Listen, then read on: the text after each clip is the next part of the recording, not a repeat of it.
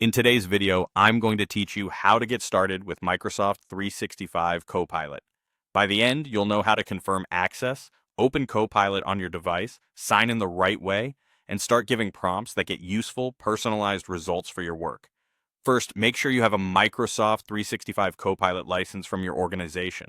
If you already use Microsoft 365 through work and you see the Copilot icon, you're likely set. If the icon isn't visible, it may simply mean your organization hasn't assigned the license yet, so a quick check with your IT admin can save time. Next, open Copilot wherever it fits your workflow. You can launch it from the Copilot icon in Windows or inside familiar Microsoft 365 apps like Word, Excel, PowerPoint, Outlook, or Teams. If you prefer the browser, go to copilot.microsoft.com. Whichever route you choose, sign in with your work account to enable work mode. This ensures Copilot tailors responses to your job context and can reference the content you're permitted to access across Microsoft 365, such as files, emails, and chats. Now you're ready to prompt. Be clear and specific about the outcome you want, the audience, and any constraints like length or tone. For drafting, you might say, draft a one-page project kickoff plan for a cross-functional team, friendly but professional, and include milestones for the first 30 days. After Copilot produces a draft, refine it with follow-ups like make it more concise or add a short executive summary.